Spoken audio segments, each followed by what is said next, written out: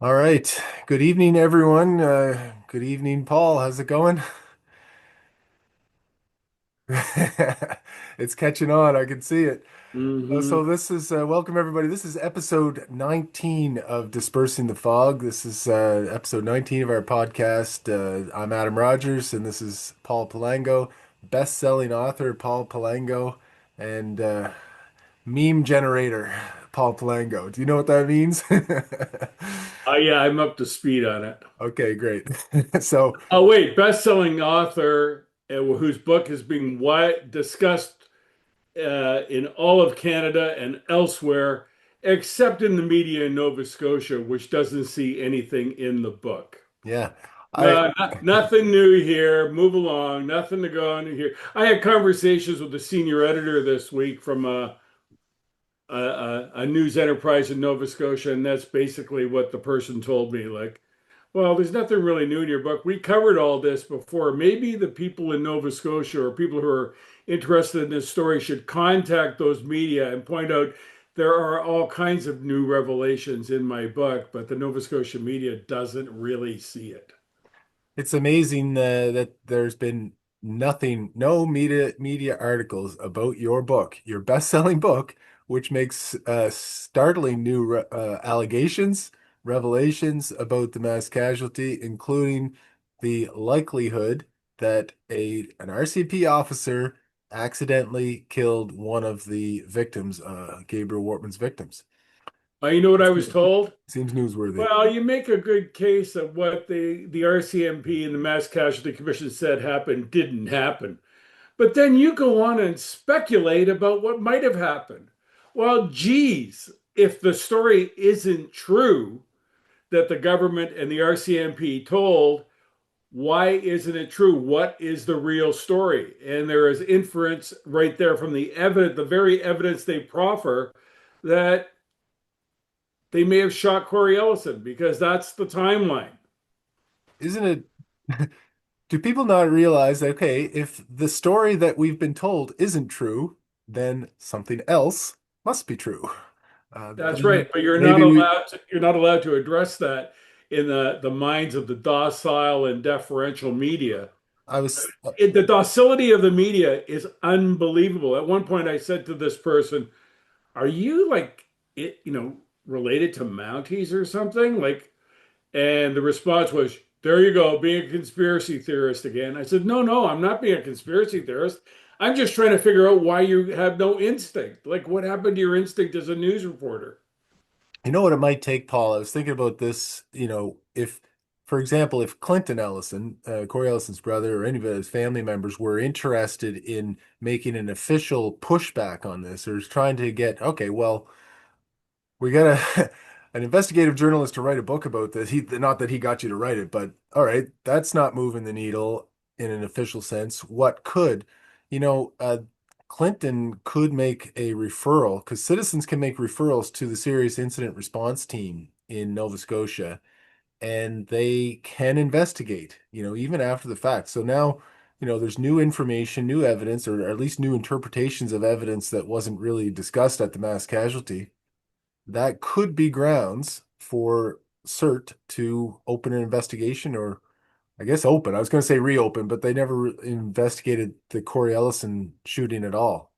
No, they didn't investigate anything. The director at the time, Felix Cacchione, just rubber stamped anything the RCMP gave him. Onslow Belmont Fire Hall, the shooting of Wortman at Enfield, when the facts said otherwise. And we're going to get into Corey Ellison later in this Yeah. show and into some detail.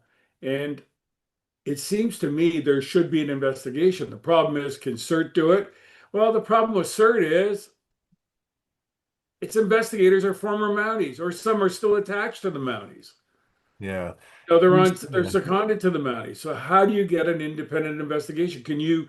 Can someone you can't lay a charge anywhere else. I guess you can't get another police force to investigate. Don't think so. I mean, CERT they do have the ability, if there's, actual conflicts in place, to bring in outside investigators. They have that authority. But I think first they'd have to decide to take it on. And so they could read your book and make some conclusions there. They could also listen to the rest of this podcast because we have a special guest coming up in the second half of today's podcast. It's Tom Juby, who's going to be joining us about halfway through. Forensic expert, was involved, was led the Swiss Air forensic, I guess, team at that time, and is a very knowledgeable individual, is going to be joining us, and we're going to be talking about some of the conclusions from the Mass Casualty Commission and some of the forensic evidence around Corrie Ellison. So looking forward to that, and maybe I'm that'll really looking forward to that. spur on some activity, some official activity. So, all right, Paul. So before we get to that and invite Tom Juby to join our discussion, we have a few other things that we want to get to. One is a reaction. So we spoke a few times now about the Nova Scotia government's policing strategy going forward. And that strategy, for those that didn't follow at the time, basically says, okay, we're going to develop new policing standards, and the RCMP will meet those standards. And any municipal force, because there are numerous municipal forces around Nova Scotia, any municipal force that cannot meet those standards will have its contract revoked, and the RCMP will take over that jurisdiction. And so now this week, so there was a little bit of reaction at the time from us and from Steve Murphy and others criticizing that approach. Now this week we've heard from the municipal police forces, and a few of them have been outspoken. What do you make of their reaction, Paul? Well, they put out a release on Friday afternoon. It still hasn't been covered in the local media that I've seen. A release that was written by Mark Kane, the chief of police in Annapolis Royal.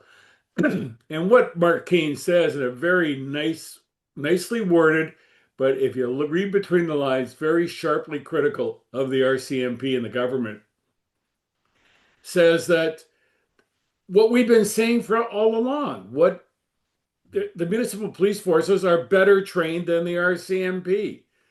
That's an objective truth. The RCMP doesn't like to hear that because they promote themselves as being the best and the top. And people who follow or believe in the RCMP don't want to hear that and don't understand how badly trained the RCMP are and retrained, how badly retrained they are. And what Kane said in his letter is that they're mystified by why the provincial government would take this position because it doesn't make sense in the face of the fact that across the country, the RCMP is being essentially wound down as a contract police force. I just got a story today that just sent to my desk this morning.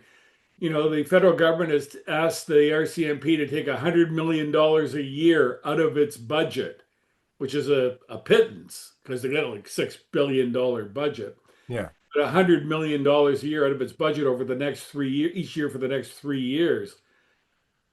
I don't know where the RCMP can't staff itself now. It's like overrun, it's unsustainable, and what it's going to do with cutbacks. But the other thing is, this week, Premier Daniel Smith in Alberta announced the creation of the Alberta Sheriff's Provincial Police Force. So the Provincial Sheriff's Police Force. This is going to operate around Calgary and supplement the RCMP, but clearly this is a stalking horse to create a provincial police force in 2032 when the contract is up. So this is the way things are going, and I'm told that the projections inside of policing are that by 2032, the only places that'll have RCMP as police in Canada, outside of Ontario and Quebec, are towns and communities under 10,000 population. So they're getting booted out of all their big jurisdictions. But meanwhile, in Nova Scotia, they're saying we want the RCMP to take over.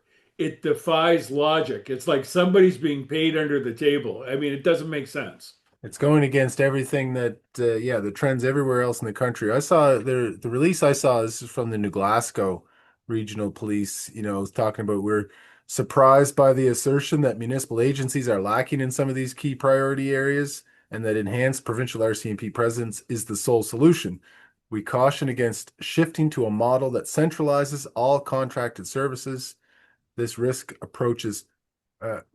reduced flexibility, delayed response times, and a move away from proven municipal collaboration. So they're that yeah, the Deloitte review recommended a new independent police service, not an RCMP expansion. Uh, conflict investing heavily in expanding the RCMP now would conflict with trends in other provinces moving towards independent or regionalized policing. So Exactly. I mean, you got to look at the people who made this decision in Nova Scotia. Uh, you know, uh, Deputy Minister Becky Drouin, who I've said before, police services in Nova Scotia are largely staffed by former RCMP. Doesn't make sense. And then you have at the local level, you have Kathy O'Toole, uh, the manager, the what do you call it, the budget manager, whatever, of yeah. chief financial officer of Halifax Region, and Becky Kent, the head of the police commission, who have no knowledge whatsoever of how policing should work. They take advice, and their advice is coming from the RCMP. Read the reports. It doesn't make sense. And across the country, that's what politicians are saying. It doesn't make sense. But in Nova Scotia, they got their heads in the sand. They're not doing something. It's not right. There's something not right about this. There's some deal that we don't know about. Well, it'll be interesting to see if it stays that way. Now, I read from the New Glasgow Regional Police, Pictou County, where our premier's seat is located. Those are all municipal forces there. They have RCMP as well, but the towns are policed by municipal forces, and they're all against it. I wonder if that'll seep in. Actually, I could have probably spoke to the premier about it myself. I did the Antigonish Highland Games road race Friday night, Paul, and the premier and the Minister of Health, the local MLA, Michelle Thompson, were there cheering on the runners. So anyway, it wasn't. As for the premier, I think this is a guy, and I said it before, that people close to him tell me that he's a guy who doesn't believe in dealing with the past. What happened in the past is done. Let's move forward. So he doesn't, basically that's the admission that he's not prepared to learn from the mistakes of the past. So it's Well, just move forward, move forward, move forward, and not learn. And that's a dangerous thing for any leader. there's a big movement these days across the country to have, national projects and national cooperation among provinces. So maybe this will somehow fit into that uh, framework somewhere, Paul, where, Yep. other provinces are doing this. Maybe Nova Scotia should too. Uh, okay. There's a story, Paul, that came out this week, and I, I think this has the potential to be a scandalous situation. It looks like an emerging scandal, and the RCMP is involved. RCMP, there was a federal court decision this week, heavily critical of the RCMP, and I'll give you and the listeners a little background on it first, and then we can talk about that. So it's Abdulrahaman El Bono Bonasway, sorry. Young guy, he was 18 years old at the time, living in Ontario with his family, had a bipolar disease, and he was addicted. He was on anti-psychotic medications, which he was not taking. Okay. He was contacted online in 2020, or sorry, 2016 by agents of the FBI. Contacted him and talked to him about an ISIS-inspired bombing in New York City, attacking the the subway system and Times Square. Undercover FBI agent talked to him. So, the young guy and his family travel to New York, get to a hotel, and all of a sudden the FBI swarms and puts him in jail. 6, 7 months later, he's pled guilty, and he is sent to a supermax prison facility in Colorado where he will spend the next 40 years for terrorist-related planning activities. He is now in a 2 meter by 3 meter cell made of concrete, soundproof, no view of the outside, where he spends 23 hours a day. So what's the issue with the RCMP? Well, the RCMP cooperated with the FBI in, doing some investigation. They got some health records for this young man, passed it on to the FBI, allowed them to use that to, now his family says, entrap him into this. So this was referred, his father complained to a board that's called the uh, civilian-led Civilian Review and Complaints Commission, led by Craig Forsyth, who's a University of Ottawa law professor, and decided that the RCMP must disclose to them the legal advice that they received about this situation, because this guy, young guy, mental health issues. The RCMP allowed him to cross over into the US, could have arrested him here in Canada and dealt with it here under our laws and our system, allowed him to go to the US, a much hard, like you'd never ever get a 40-year jail sentence for something like that here. He has no mental health assistance or no, anyway, very harsh legal system in New York. As you can see, 6 months later, you might not even enter a plea here in Canada. He's already being sentenced to 40 years. So the RCMP refused. They said, we're not disclosing that solicitor client advice, the legal advice we received. And the court said, no, you must. It is explicitly put into this legislation under the National Security and Intelligence Review Agency that you must reveal what legal advice you were given about this situation so that we can determine whether you, the RCMP, improperly cooperated with the FBI and put this Canadian citizen in grave danger by doing so. So that's sort of the Reader's Digest Cole's Notes version of that situation. Uh, RCMP, like, it was incredibly clear in the federal court decision that the RCMP definitely should have, like the legislation says, solicitor client privilege. No, we'll keep it secret after we learn it, but you need to give us that advice and tell us whether you listened to it, disregarded it, or whatever, so that they can determine whether the actions were correct. Does it remind you a little bit of anything, Paul? Yeah, I figured you might be thinking Mehar Arar, but just overall, what are your first thoughts on Funny all you of them? should say that. That's exactly what came to mind. You contrast this with the Meher Arar case, which I report in my book Yeah, was not what it seemed to be and was a cover up of who Arar really was. And you yeah, notice in the 5 weeks my book has been out, no one has challenged that story. no, you think they would, I first reported it in 2008. I keep reporting it and updating it and bringing new information. And everyone's like, don't want to say anything about that. How dare you do that? Tell the real story and report what really happened. Because the media won't report it because they have to go back and explain why they didn't report it in the first place. So just let it go. So in this case, this is again evidence of a politically manipulated police force doing something to either please the Americans, America the beautiful. Okay, we can go from there. Anyway,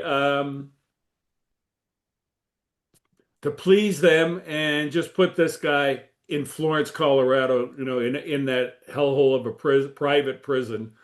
And another good it's point. unconscionable. But the RCMP, what you have to understand, and nobody in Canada seems to understand or appreciate it, is that the RCMP is politically controlled by the Prime Minister's office. The commissioner is appointed by and serves at the pleasure of the Prime Minister. Same situation exists with the OPP in Ontario. They're politically controlled police forces, and they're having problems at every level, both police forces, because they're doing things that don't meet the standards under the rule of law. Why do you think Donald Trump wants to take over, the FBI and all the police forces in the States?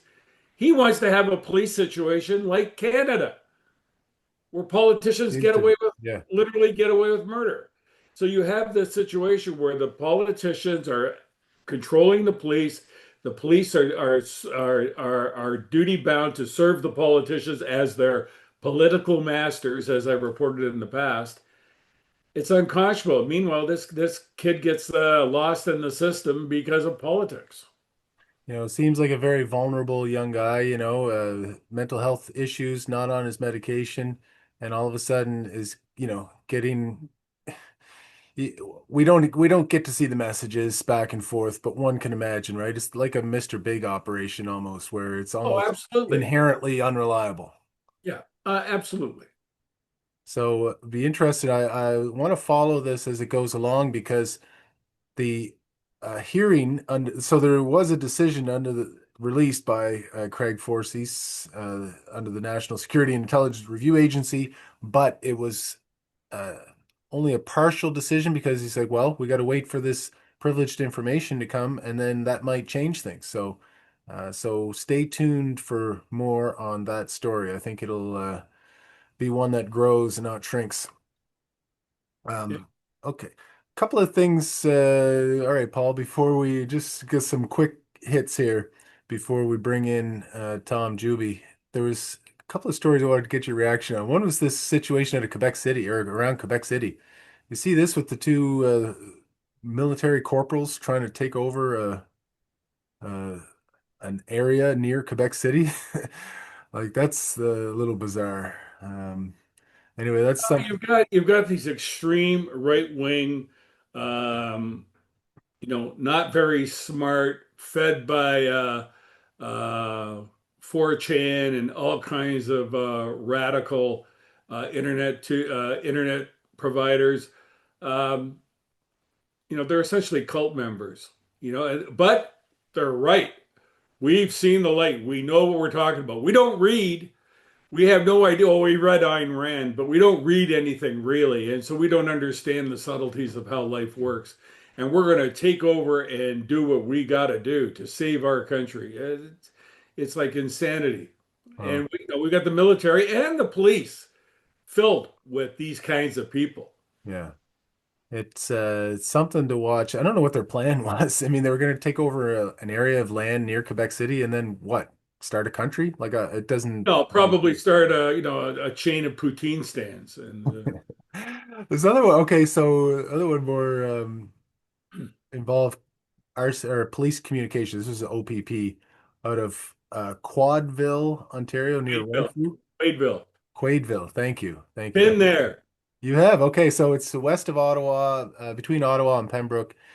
And bad situation with an 8-year-old girl. Initially, the police said they thought it was an animal attack. Turned out it was an assault by a 17-year-old. People in the community very upset that the police sort of let that animal story go for a while before telling them more about this actually dangerous person. So we may see stuff unfolding as a result of that. I don't know if that was a story you Well, followed. it's good you brought that up. Quaidville is actually between Bancroft and Renfrew. It's sort of south of the Ottawa Valley, the southern part of the Ottawa Valley, perhaps. Um, been through there in the past. Palmer Rapids, Quaidville, back in my previous life. But it's funny you brought this up because I got an email from a former OPP this morning about this very thing. And let me read the pertinent paragraphs, what he said. Yeah. The main issue at hand was that the OPP gave a press release of animal attacks in the area and for parents to watch their children. Nothing could be further from the truth. The OPP knew it was a sexual assault because they had DNA from the time the little girl was examined at the hospital right after she was found. The OPP later gave a press release indicating, quote, no animal DNA was found, unquote. Then the arrest comes days later of a 17-year-old charged with sexual assault and attempted murder. When pressed on the issues, the OPP did what it usually does, tightens up ranks and circles the wagons, claiming they can only give out so much information. A classic case of OPP bungling, along with their usual retrograde press releases. The issue of the animal attacks press release harkens back to the Lynn Harper murder Stephen Truscott frame up, where the lead investigator, Harold Graham, put out a press release which was disinformation, and then it was withheld from Truscott's defense attorneys for over 4 decades. While in itself not serious enough to evidence to have exonerated Truscott at his initial trial, this press release discovery 4 decades later served to buttress his position that led ultimately to his being cleared of the murder. This recent press release in Quaidville could serve as contradictory evidence at this 17-year-old's trial in the future. There are serious issues going on inside the OPP these days, similar to the RCMP's issues. But because the OPP are much smaller than the RCMP to a lesser extent, my sources tell me that inside the OPP, morale is extremely bad, with officers having lost confidence in leadership at the top by command staff. That's the situation there. That's not good. I mean, as a country, we don't want all of our police forces in disarray and, under bad leadership. But that seems to be another indication. It's just But an inability why to we're in bad, communicate. there's an easy explanation why we're in bad leadership. If you look back over the last 30 or 40 years, these police forces used to be elite, solid police forces. What changed? What changed is the leaders of the police force are chosen by the politicians, by the premier and prime ministers. They're picked for political reasons, not for policing reasons. Hmm. That's why things have gone south. Well, that's the lesson in there, of course. All right. Uh, One just last thing to mention, Paul, and we don't need to talk, but I see in the news this week that Frank magazine covered a story that really wasn't getting covered much else. The Halifax Mooseheads junior hockey team all-time leading scorer, Jordan Dumais, charged with a DUI. The officer who arrested him didn't show up for the trial, and so everybody was like, "Whoa, why is?" And so the charge was dropped. Well, that seemed pretty convenient. And the question was, well, why not? And the Crown was Mike Berrigan, 5 years into practice, called in 2020, right in the middle of COVID, so wouldn't have had any court experience for his first few years. Sent to the do the dirty work of having the charges dropped. The police did not subpoena, or the Crown did not subpoena the police officer, this J.S. Arsenault, who's had his own troubles, as Frank magazine reports. But just anyway, looks like one of those things, right? You say, I was going to say the hockey player criminal scandal, and of course, people would think of the London, Ontario trial there, but there's another one in Halifax, which seems to have gone under the radar a little bit. Uh, And that's the value of Frank magazine because they're doing, I talked to you earlier about the docile and deferential media who just do what aren't covering stories, aren't providing, serving the public interest, but are smug and content that they're doing a great job. Frank comes in as a satirical magazine, breaking stories, keeping people honest. But in Nova Scotia, people don't like that. I oh, mean, you've got a whole sort of undercurrent of people who just want to put their head in the sand, let things go. Premier Houston, it's in the past, leave it there, don't deal with it. I mean, Frank Magazine, we broke so many stories in Frank Magazine about the mass casualty in Nova Scotia. Where did that get Frank Magazine? In Colchester County, where Portapic is. They were driven out of the local stores, as well as those other places in Nova Scotia, because people were disgusted by the reporting. It was the the truth. truth. In Yeah. Frank, the latest iteration of Frank magazine was being sold and doing well at the Masstown Market for example, which is a big grocery gas station emporium, Hmm. uh, in Colchester County at Masstown. And recently they were kicked out of Masstown, not because the owners got them and they weren't selling. They were selling, but the local terrorists, and I call them terrorists, are going in there making a scene, to get Frank magazine out of there. And it made it uncomfortable for the owners to be carrying the magazine. This is like the Taliban. This is like what you see these people are so dumb and so stupid about what's going on that they're killing a legitimate organization that's actually serving the public interest, whether they like it or not.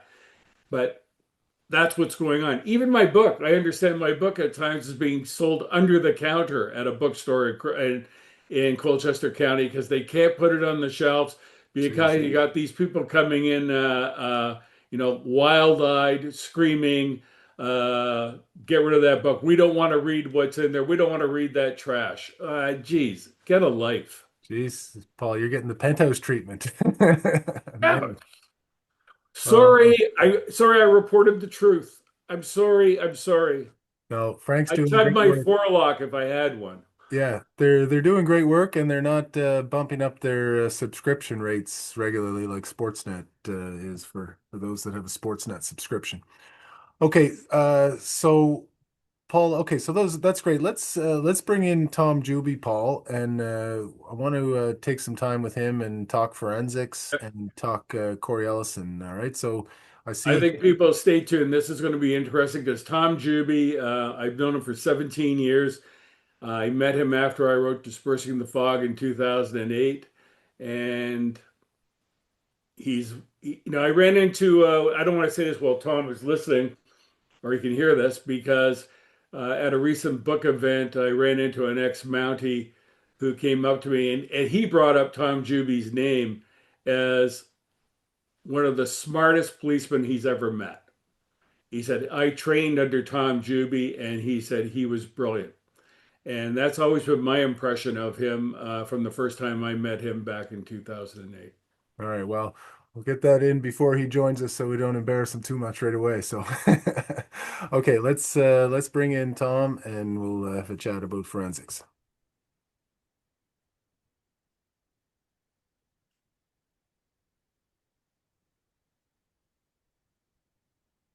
See screen there. There we are.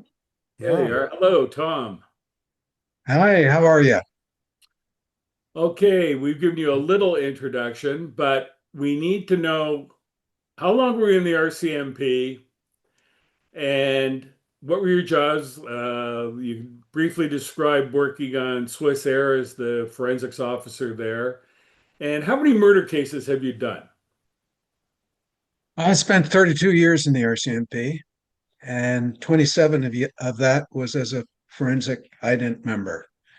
I uh, I got into forensic ident before the CSI programs were popular, and now everybody wants to be into ident that applies.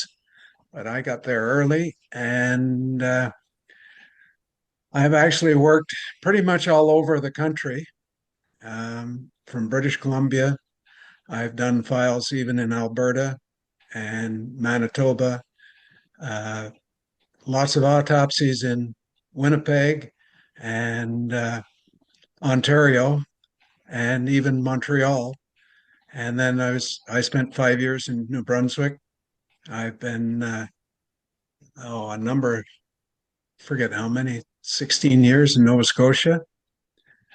Um, how many murders I've been to? I figure I've been to over 1,000 sudden death scenes of one type or another, and murders at least 100.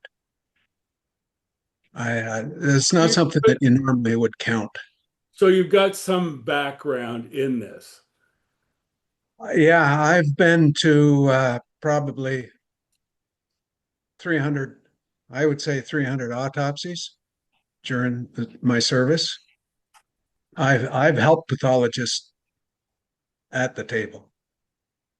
So, and Tom, would you get called in on homicides only, or did that change over time, or what was your when were you called in? Any suspicious death, and what you have is you've got junior constables going to a call, and they don't have the experience of a major crime, what I would call a major crime scene. So is it a sudden death, or is it a natural cause? Is it an accidental death? Is it uh, uh, a murder scene? And with my experience, I was able to go into the scenes and work them and come to a decision.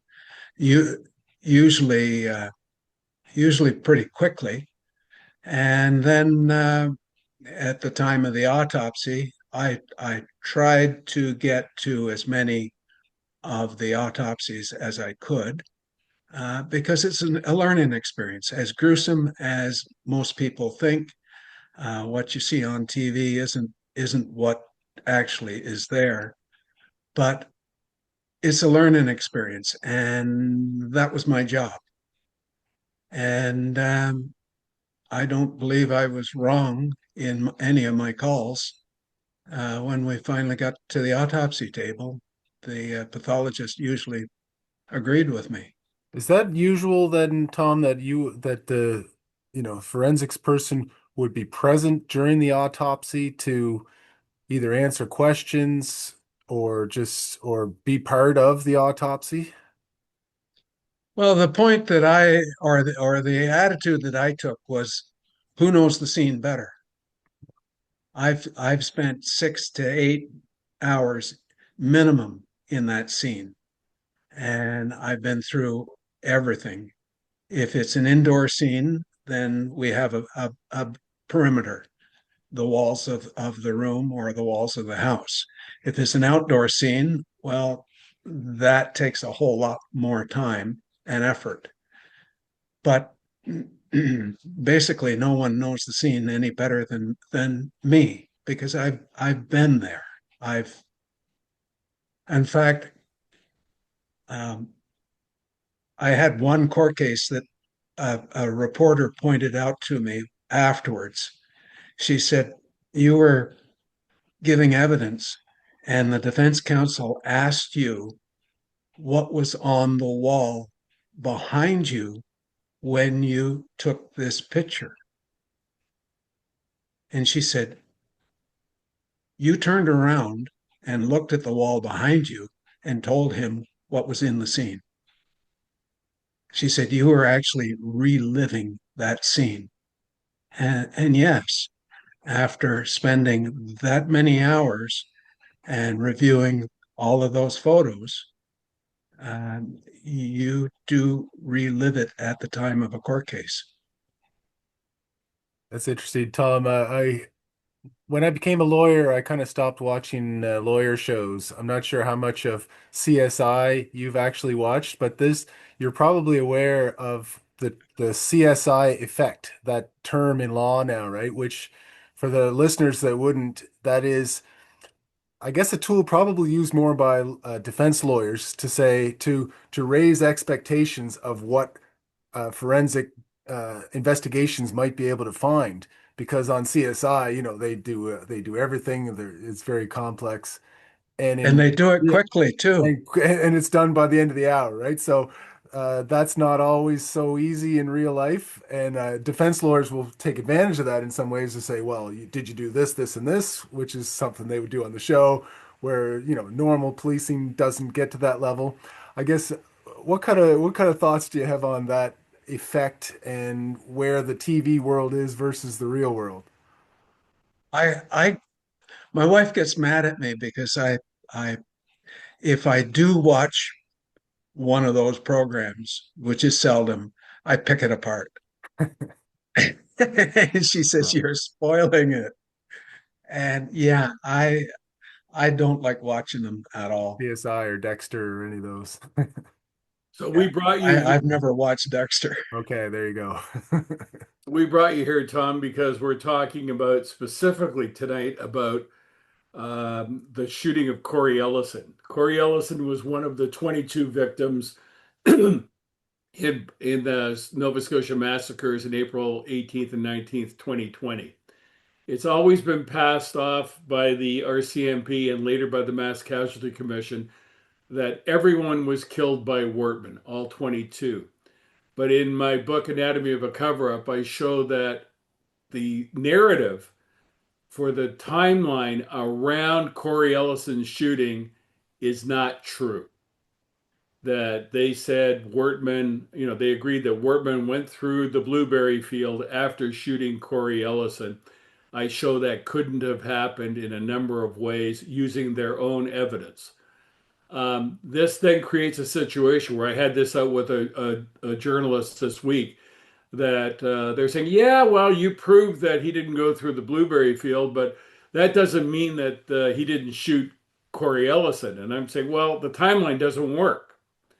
And then you go through the evidence, the ballistics information was kind of blurry. All kinds of things suggest there's a problem with the Corey Ellison killing. We've asked you to review this. What do you see in this? One of the things that you try to do when you're working a scene is certainly in your own mind, you reenact, you put yourself into the position of both the victim and then the suspect. And what were they doing? What was each doing at any particular time? And what results would occur?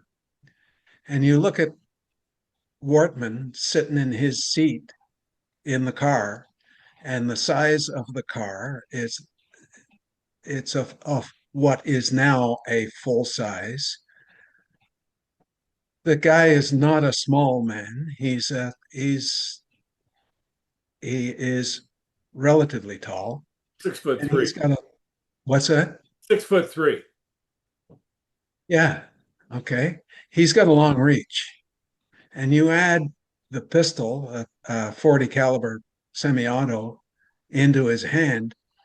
When he shoots that gun through, I take it, the passenger window, that seems to be the the the scenario that they're putting forward. The end of that gun is going to be certainly within 2 feet if Corey had been standing at the window and leaning in. 2 feet or less. When the bullet fires in the gun, not only does the projectile come out, but all of the gunpowder, hot 400 degrees, 500-degree gunpowder comes out, and it follows along the trail of that bullet, and it spreads. And that funnel shape is carried with the bullet at a certain distance. And the funnel expands the further the distance. But when it hits the skin of Corey's face, it will tattoo the skin. It's called stippling. It burns into the skin, and it's very prominent. It's a dark powder burn. At 2 feet, there should be something there. From what I've seen of the pathology report, there was nothing. So that it would indicate to me that the gun was further away, or a gun was further away when it was shot. That would put the shooter outside of the car. And where would Wortman be to be able to shoot Corey outside of the car and take him to the ground? And 2 shots to the head from a 40 caliber, he's going to go down instantly. That first shot he's going to go down instantly. And 2 quick shots, they'd have to be very fast. And he's down. Well, the question, just backing up a bit, at the Mass Casualty Commission, they were trying to account for the angle that he was hit. And they suppose that he leaned into Wortman's car and got shot, just to clarify that.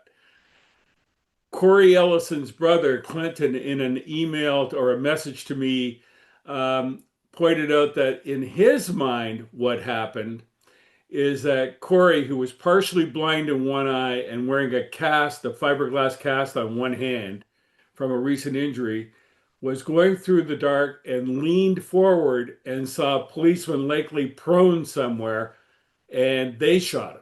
That's his sort of suggestion. And the last point on this for you to address is that in the forensics, I think I sent you the interview with Dr. Eric Mont that was conducted by Wayne Fowler, former Toronto police detective who worked for the Mass Casualty Commission. And the interview was conducted on August 19th, 2021, sort of 17 months or so after the event. And what Fowler said, trying to account for the angle in this very short interview, is that in his opinion, the shots were fired at an indeterminate distance, which suggests there was no stippling on. That would indicate that, yes. If there was stippling there, it would be very noticeable. If it's not there, then of course, nothing to see. And What does if it's not indeterminate there, what does indeterminate distance mean to you? I'm not I'm not familiar with the ranges, the various ranges and the patterns. So that would be, I'm going from experience what I've seen, and put it, I put that experience to the idea that that gun within 2 feet, my experience, I have seen stippling on skin when the gun was at that range. If there's no stippling, then it's greater than that. So that puts the gun further back, which doesn't make sense. You as the shooter wouldn't hold the gun close to your chest. You as the shooter would hold it out at arm's length. So it would be within 2 feet. That would leave stippling on the skin. Okay, you're the lawyer, Adam. Go for it. Well, that seems yeah. So that definitely eliminates any idea that Wortman would have shot him from the car. Uh, Yeah. yeah. All If right. you've got So no stippling, it doesn't make sense that the gunshot occurred in the car. yeah. Okay. So then that means either Wortman shoots him outside the car, or someone else shoots him from outside the car from a distance. I guess maybe 10 feet or maybe more. Okay, keep in mind too, it's dark. It's nighttime. Yeah. And Really dark Corey in is that at the area too. side of the car. Yeah. Wortman his night vision isn't that good because he's been driving. So when he gets out of the car, is he going to be able to see Corey that easily? Certainly to be able to get up to him. Would Corey allow him to come up to within whatever and shoot him, or would Corey realize what was going on and try to flee? Yeah. Hard to And know in that the situation just as an officer. gunshot wouldn't necessarily be from the front, Hmm. it would be from the back as he's running. I'm just throwing out different scenarios. Well, the Well, other And scenario and the connected to idea that. that Oh, if Wortman got out of the car to shoot him while Corey was still alive, would it be a face-on shot?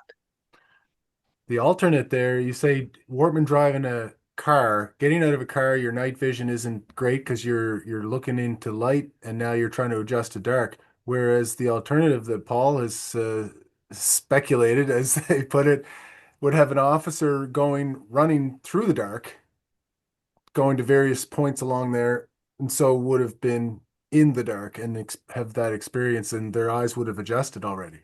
Better night vision. Yeah. another point is the ballistics evidence. Corrie Ellison was the only case where they couldn't make a conclusive decision on the ballistics. What does that tell you? He shot other people with that gun, and they made ballistic matches. And from what I understand, they found the bullets or found bullets. Where's the shell casings? The shell casings should have been at the scene, and I can see if the bullet itself was deformed badly, it creates a problem. But did Wortman pick up the shell casings if he supposedly shot him outside of the car? If he got out and walked around and shot him in the dark,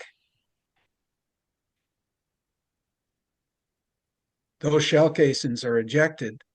And is he going to stop and search for them? Not a chance. And this is okay. So, Tom, this was the part where the CSI effect question kind of came up for me. Is all right, one unidentified or unclear shell casing, can't be traced back to a particular gun. Is that unusual? Is that an easy That's thing to unusual. match? Okay. That's unusual. Come on, if you can match all the other shootings to that gun, um, and yet you can't match the shell casings for this one particular shooting, um, Seems more somebody like instead of can't, it sounds more like won't. Didn't want there to. didn't want to. Well, the other thing they did was the map that was offered to the MCC and endorsed by the MCC investigating this and was in its final report moved the body of Corey Ellison from the west side of Orchard Beach Drive to the east side of Orchard Beach Drive. Is that suspicious to you? Well, which way was Wortman headed? Well, they were offering that Workman was going south, but I've proven that didn't happen. He didn't go that way. But that even is more interesting because if they moved the body from the east side to the west side to the east side, and Workman was going south, that means Ellison would have been on his driver's side, so he couldn't have been leaning into the window. That's right. So what it seemed to me they did that it accommodates the notion, the narrative that Workman was going south on Orchard Beach Drive, but in I show an anatomy of a cover up, that's impossible. He didn't go that way. So it's like do you suspect they were manufacturing a story, or was this just sloppy sort of forensics? I think that I've had experience with physical evidence telling one story and the final report telling something different and being told to shut up about it. And I think we're going to get into that in a couple of weeks. What kind of well, what is the typical motivation behind a direction like that? Cover up. Yeah. They're hiding something. They don't want stuff to come out. Well, one other point that, Ryan Potter, who's done a lot of work on this and has provided the evidence, a lot of these documents, that some of the documents appeared and disappeared, but he captured them while they appeared. And he's brought them to our attention. He knows this case backwards, and maybe someday we'll have him on to talk about it as well. One of the things that fascinated Ryan Potter from the beginning was the photographs on Corey Ellison's phone. That the time of death is determined by the photographs at 10:40:12. There's a shot of the flames, and then a shot of the darkness, basically, just about the time he is killed. And then an hour or two afterwards, someone goes into his phone and checks something, and that's recorded, but that's not recorded in the police documents. And the speculation that Ryan and I had was that whoever looked at that phone was looking to see if the shooter was captured on the phone. Does any of that make sense to you? That makes sense. Yeah. Um, yeah, it does make sense. And what does that suggest to you? Well, there's any number of things that I guess that make sure that he didn't get a picture of the wrong people, or did he get a picture of Wortman? Like they'd be checking that. It, it's one of those things that depends on what scenario actually transpired. Well, And there. I get back to the stippling. I get back to him leaning in the window. Um, when he's leaning in, is exactly where did the bullets enter the skull? Was it in the forehead? That wasn't clear. I didn't find that being described, and the material that I got didn't have the photos. well, Dr. Eric Mont, this didn't come out of the MCC. This is a document that came and disappeared, but Ryan Potter caught. He said there were 5 gunshot wounds, all perforating wounds, meaning they went through and through. There were no projectiles in the body. The first one, which was designated, was through, and then it's redacted. I believe it was through his neck. He had a fiberglass cast on his forearm. One went through there.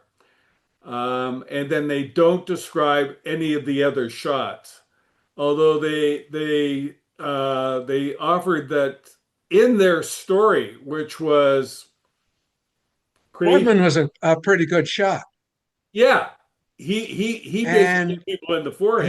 he's looking for a headshot, Yeah, which he has done, and he hits Corey's cast, and he hits him in the neck, yeah. and he's sitting in the car with the gun out at arm's length within a couple of feet of Corey's head, and he misses.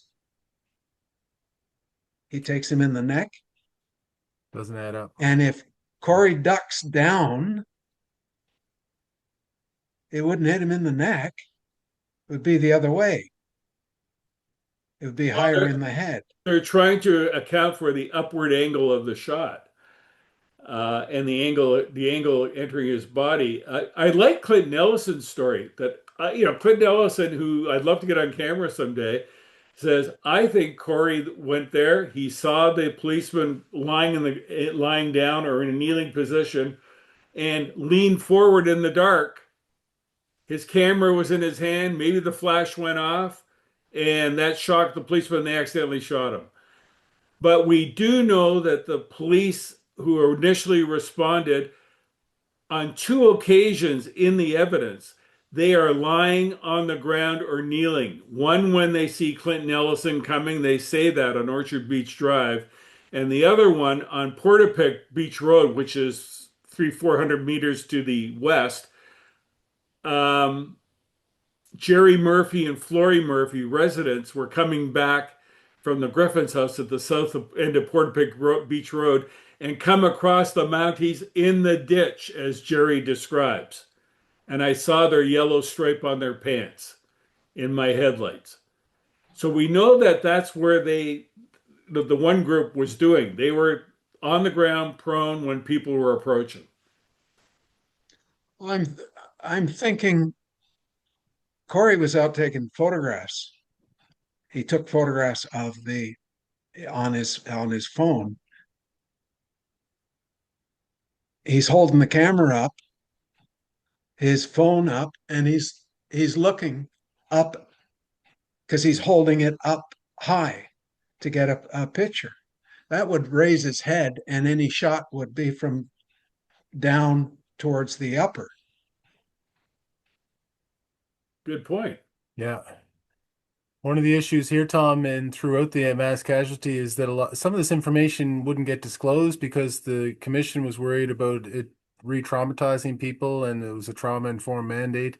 Is that something that you see a lot in your work, like people not wanting to have things released because it's just too graphic or too awful? Well, my experience and I haven't had a mass casualty like that, but I've had air crashes, I've had other things, and a coroner's inquest is usually held. And I question, why wasn't a coroner's inquest held in this case? A mass casualty commission with the rules that they had just strikes me as being, we only want a certain amount to come out. A coroner's inquest, there's a everybody is subpoenaed to appear, and you give your evidence, and it all comes out.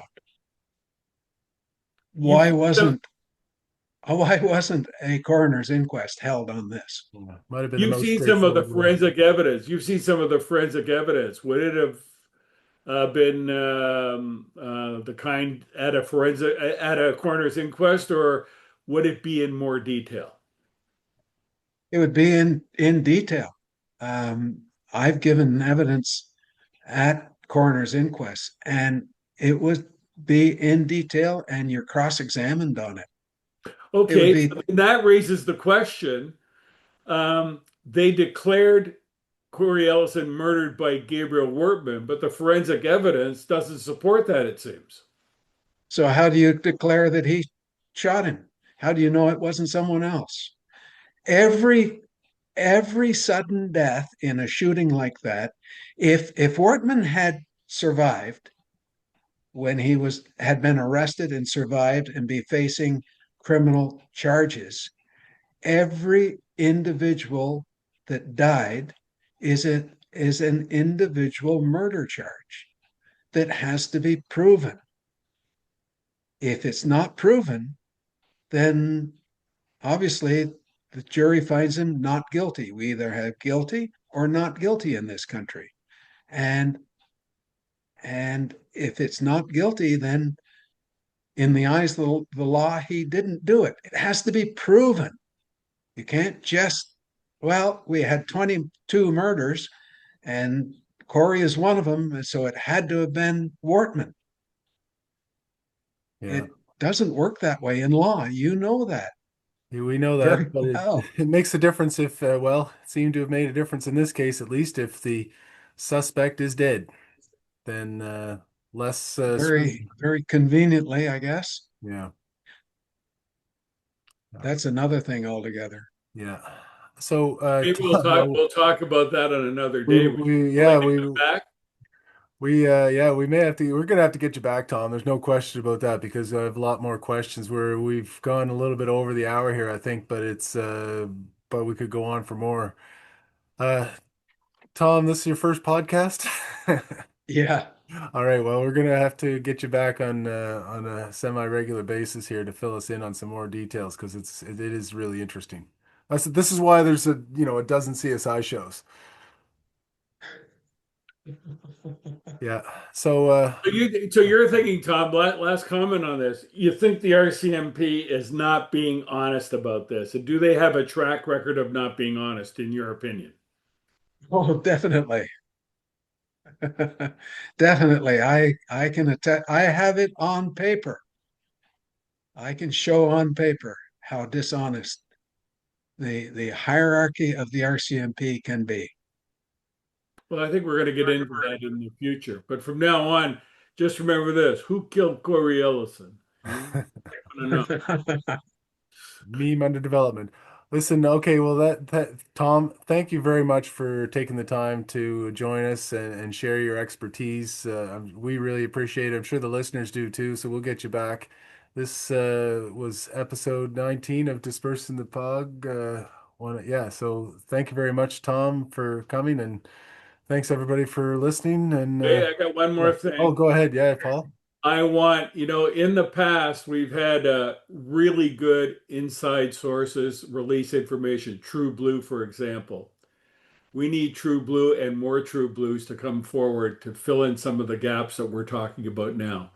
Feel safe contacting me, Adam, Andrew Douglas at Frank, Chad Jones, Ryan Potter, if you can find them. Tom Juby, tell us the story. Yeah. Yeah, we'll get your story on, and if you want to remain anonymous, we can respect that, and if you want to come on air, we can make that happen too. This is the place to do it.